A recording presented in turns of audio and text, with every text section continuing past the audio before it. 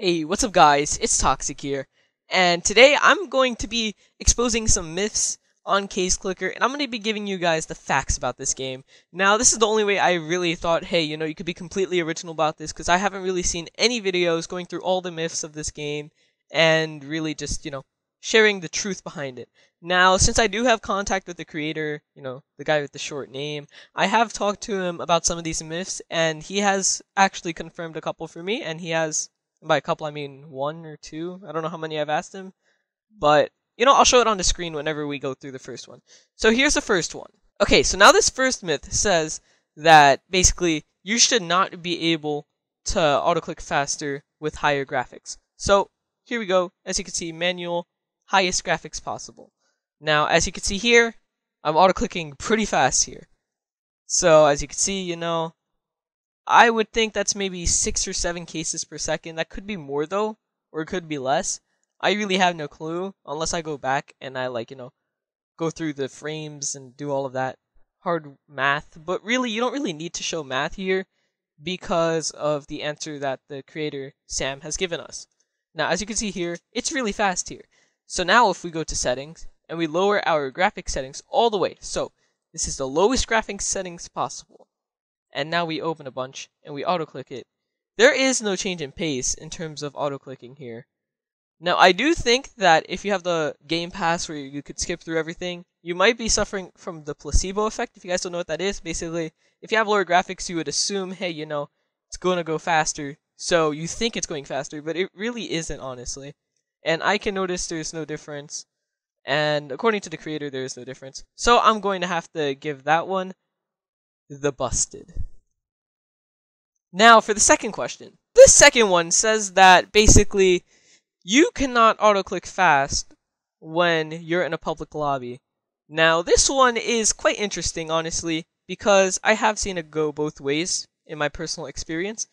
Basically, what happens is I could get a bunch of friends into my server, and basically they could just go AFK doing nothing, and I would not really get hindered in terms of my auto-clicking abilities. As you can see here, it is really fast still.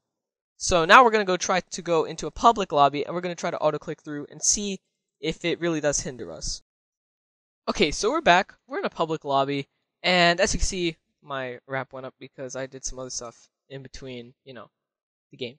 Anyway, so let's go try to auto-click here. Now, as you can see, we're suffering a lot more. Like, we're not opening the same amount of cases per second as we were before. Like, I could see maybe this is halved compared to before, and people are spamming my name already. Anyway, as you can see, there's really not a big significance in terms of auto-clicking most of the time. Now, what does affect it, according to Sam... Oh my god, this chat is too distracting. According to Sam, basically what happens is...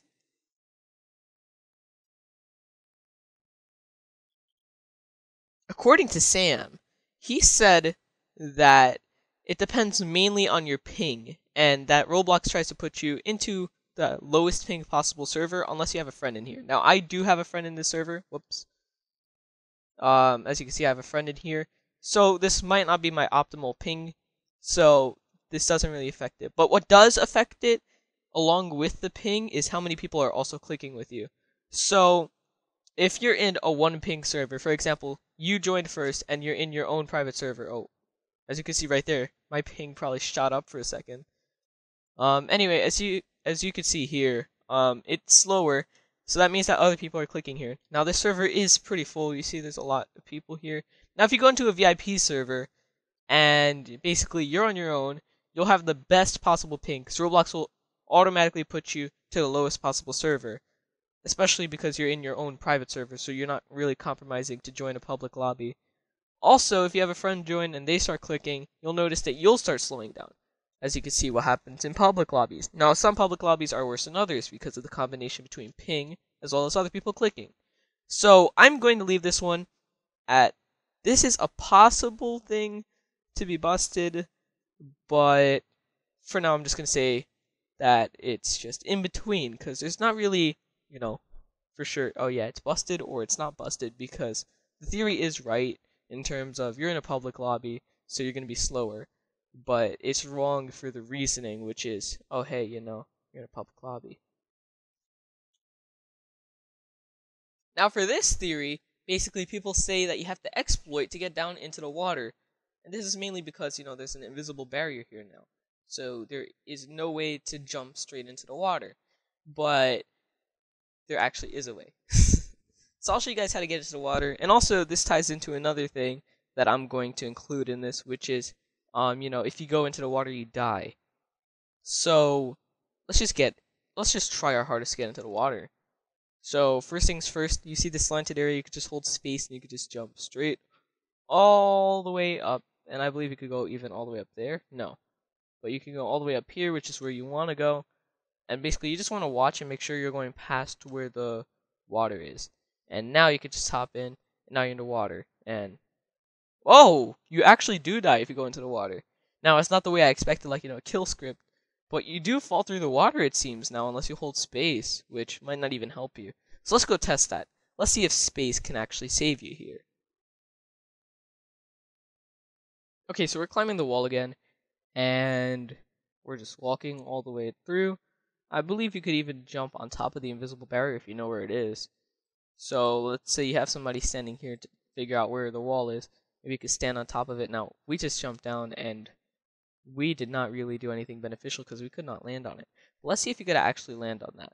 So it seems to be slightly further along that tree. Let's just scale our way up like we just did. You could even get up onto this hill. And then, you could jump like this, get all the way up. And I believe something like this would be past the invisible wall. Yes, so now you're kind of trapped in this area. So when people try to come to you, they can't really get you. Now let's go back to what this series is all about. Holding space does save you, but it seems like the floor now is just go through. So if you don't hold space while you're jumping through, you might just fall straight through the floor. Anyway, so I'm going to leave this one at kinda. Like, I'm going to leave this one at the other one, which is possible. Mainly because it's half correct and half wrong. Like, the theory it's based off of, that, or at least what it leads you to believe, is incorrect, but the thing itself is true. Which is the same thing as the other one, but at the time when I was recording that one, I really did not know how to explain it any better. But anyway, that's pretty much it. Thank you guys so much for watching. Please leave myths down in the comments, or anything that you believe is true. And maybe if it's fake, I can cover it. Anyway, that's pretty much it. Thank you guys so much for watching, and goodbye.